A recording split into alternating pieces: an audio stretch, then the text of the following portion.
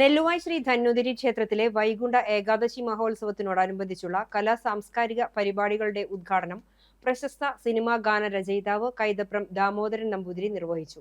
Cochin Devaswom board president K Raveendran അധ്യക്ഷത വഹിച്ചു.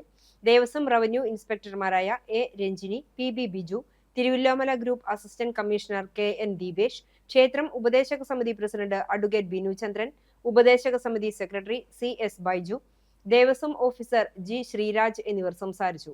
തുടർന്ന് പ്രശസ്ത പിന്നണി ഗായകൻ അനൂപ് ശങ്കറും കലാകാരന്മാരും അവതരിപ്പിച്ച ഭക്തിഗാന സന്ധ്യ അരങ്ങേറി. ഉള്ള കാലത്ത് റെയിൽവേ സ്റ്റേഷൻ പോയി കടന്നുറങ്ങിയിട്ട് രാവിലെ വന്ന് കുളിച്ച് അമ്പലത്തിൽ പോയിട്ട് കയറിയിട്ടുണ്ട്. കാരണം രാത്രിത്തെ കഠിനമായ മഴയും ഇടിയൊന്നും എനിക്ക് 16-17 വയസ്സുണ്ട്. അപ്പോൾ ആ സമയത്ത് താങ്ങാൻ പറ്റാത്തതുകൊണ്ട് ഞാൻ ആൾക്കാരുള്ള സ്ഥലത്ത് പോയിട്ട് റെയിൽവേ സ്റ്റേഷനിൽ പോയി കടന്നിട്ട് രാവിലെ